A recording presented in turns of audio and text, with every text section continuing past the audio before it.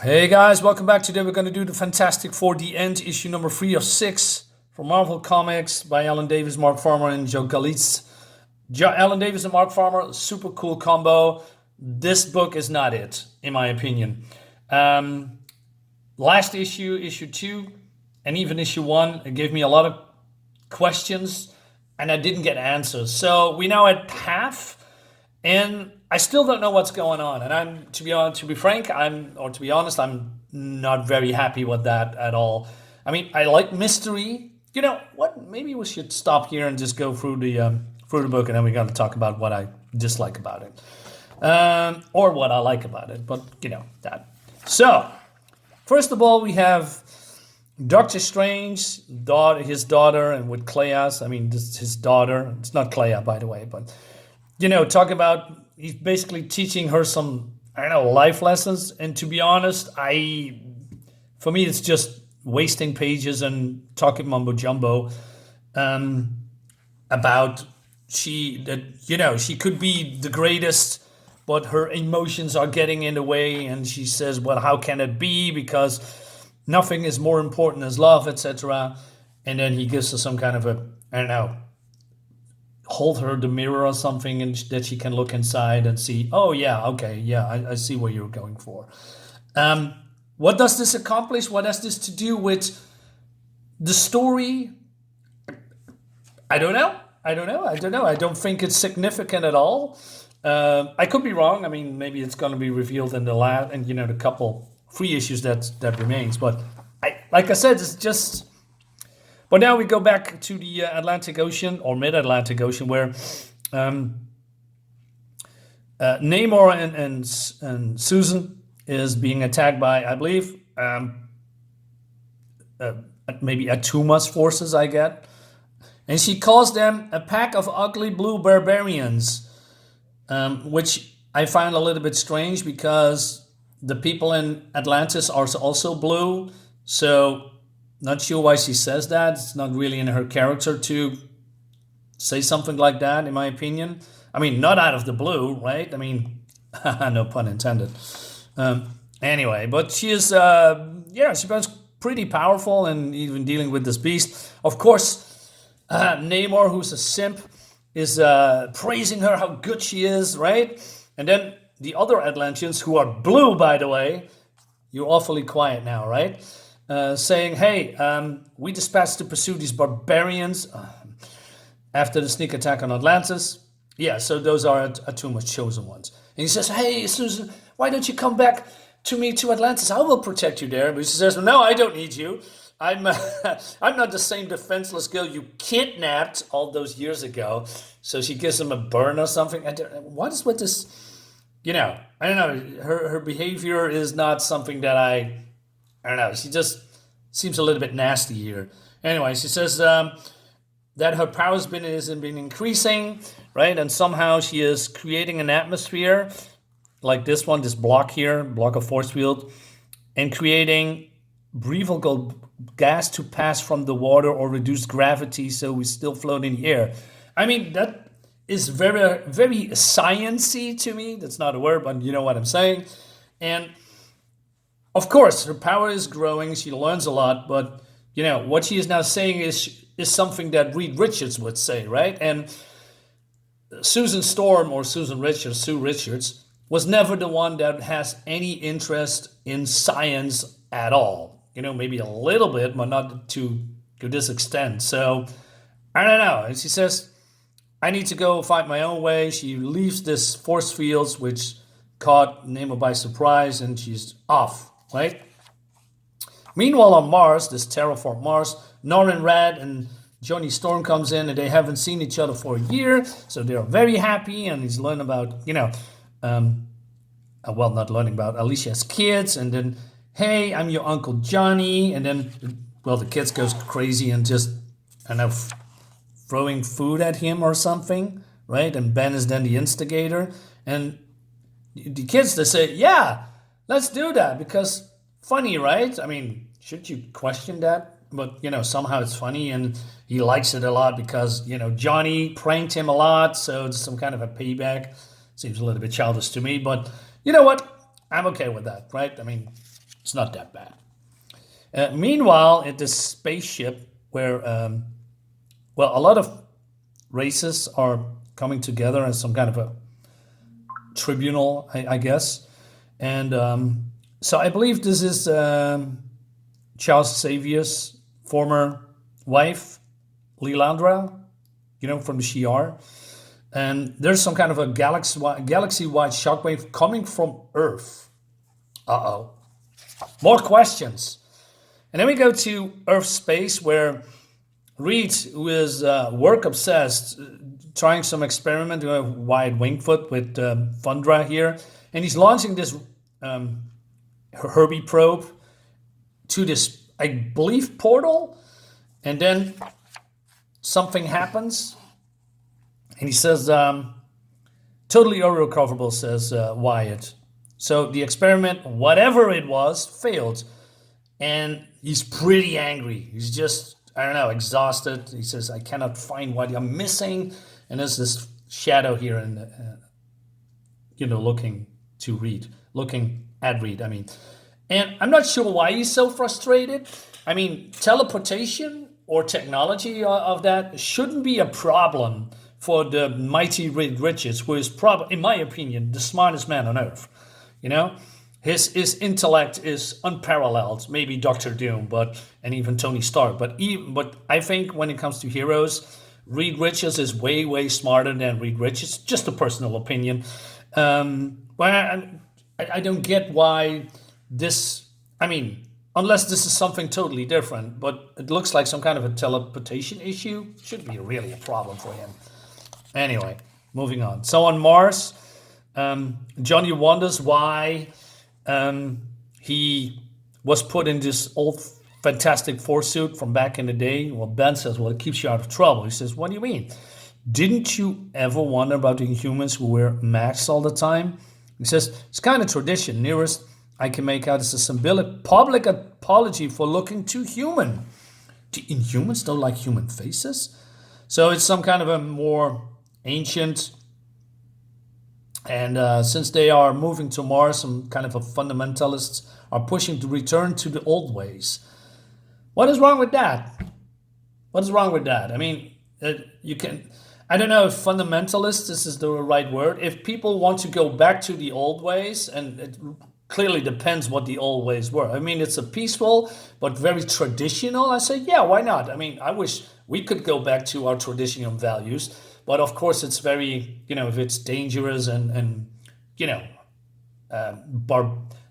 let's use that word, barbaric ways of living, then sure, okay, I can see that. But that's not really explained. But Ben calls them fundamentalists. Anyway, so the Fantastic Four are still high in regard, so you'll be safe. Anyway, he said, hey, what are you doing here? By the way, why didn't you just ask that in the first place? He says, I'm here because there was a signal from outside of a solar system to Mars. And so that's why he's here. And then, oh no, Crystal comes. So they are having a breakup. And then Ben says that, hey, you avoided Inhumans since you split up with Crystal, but they've been good friends to me and Alicia, he says. So look what he's saying.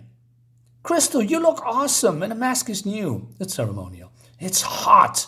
I mean, if I had a breakup with my ex, the last thing I'm going to do if I see her again, and I know a year later, is talking like, hey girl, how you doing? Are you okay? Oh man, you look smoking hot. No, of course not. There's this tension. You break up for a reason. You are not being like a simping kind of behavior towards your ex-girlfriend. He says, why are you here? Aren't you pleased to see me? No, because you break up. Remember? What is wrong? And she says, if I was the reason, perhaps. But it cannot be coincidence that you arrive at the very moment the royal family learns about a potential crisis. So they are here on Mars and they have some, I don't know, the security system hasn't detected an energy spike in a remote desert area. So Medusa says, what do you know about this? Nothing, except that we need to investigate. So wait a minute. So Nick Fury sends you to the other side of the well, not of the galaxy, but they're going, how many thousands of miles from Earth to Mars? And you don't know anything. You just say, "Oh yeah, let's go to Mars because it's a fun trip." I mean, did you get instructions or something about what might going on over there or whatever? I mean, why would Nick Fury send you here anyway if you don't know nothing or wasn't important? That's so stupid. Anyway, ads. So we then go to Galactus Starship, and Uatu comes here, and he says, "What do you want?" says Galactus. "Once again, you break your oath for to interfere in the affairs of a primitive species." But then Uatu reminds him that the Fantastic Four helped him when he was helpless. It was back in the day, I believe in the 80s, maybe 70s, I believe the 80s, where he was pretty weakened, and the Fantastic Four spared his life, right? Of course, he doesn't like that. He says, "You test my patience, Watcher. The test, Galactus, is whether you are worthy of that primitive species' compassion." And then he just walks away and leaves Galactus behind to ponder on something. I mean, what does this mean? What do you mean? Why should he be worthy of the human's compassion? What does that mean? More questions. Man. So frustrated. Then we go to Wakanda, where there's some kind of a ceremony. So Reed chimes in and says, "Hey, do you have any luck with the data I transmitted?" And he says, "Well, you should be here. Today's my son's invitation or initiation. You were invited." Basically, he says, "I have no time." And he says, so T'Challa says, "I reviewed the material with my top people, and we all agree with your findings. Mathematically, at least, the equations and theories are far outside our fields of expertise. You might get a fresh perspective. You took a break. It's a wonderful party. I tried everything. It's infuriating," he says. "Listen, I have a friend here," but then somehow the connection breaks. And then She-Hulk is here. Looks stunning, by the way. I mean, the art of Alan Davis, fantastic. Wait a minute. Did I say that correctly? Yes. Of course this is Alan Davis's art, right? Just said that here. Doesn't matter. It's Alan Davis. And she says, "I hope..." Well, she's worried for Reed. But then, but then he's screaming into the void because somehow 3,700 individually sheeted com channels cannot crash simultaneously. So something happens. But then She-Hulk is here? What? Uh-oh. There's something going on. Okay, this is what I want to give me a little bit more of the puzzle, right? But give me something more than only questions. And I thought you had gone back to Earth, Jennifer. I couldn't, not the thing we left things. Now I'm glad I stayed. To see me lose control, I must have looked pretty crazy, he says. You're human, Reed. Is that a psychiatric diagnosis? I'm not here as your therapist. I'm your friend. I want to help. Trust me. Don't do it. More ads.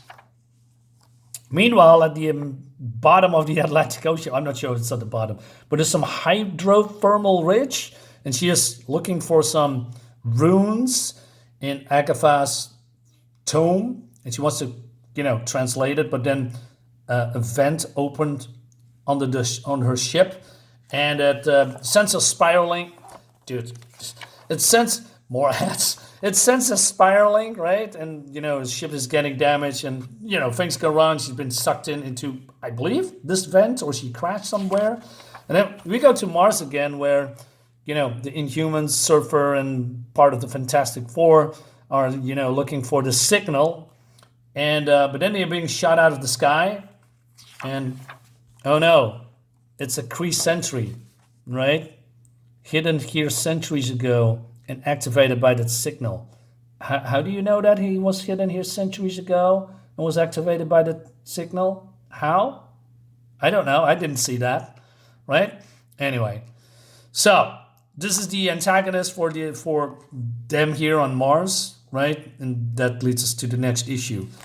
You know what I'm saying? There's too much stuff that is being unanswered. The only thing that I could figure out, okay, there is an imposter, with the fake She-Hulk. So one of those two are fake. So I'm thinking Skrulls, right?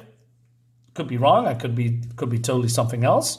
But that intrigues me. But all this stuff with Susan being girl bossing the whole time. This whole thing with the Doctor Strange and his daughter talking about, I don't know, feelings and stuff that doesn't lead anywhere to what the story should lead to with these guys in any way. Namor still simping for Susan is getting very tired. I mean, it reminds me of Wolverine simping for Jean Grey all the time. It sickens me to my stomach. All right. And, I like the family reunion part, or, well, the friends reunion. But then questions about some kind of a shockwave coming from Earth. And then this, I don't know, technology teleportation accident. Why? And why is he so frustrated? I have a lot of questions, and I think they want to make this thing more excited than what it actually is. Again, I could be wrong, but I'm sick of, waiting for answers, and we're 3 issues in, and I still don't know nothing. Who's behind this? What's the purpose is? So it grinds my gears. Anyway, enough ranting. Guys, thank you so much for watching. I'll see you next time. Bye-bye.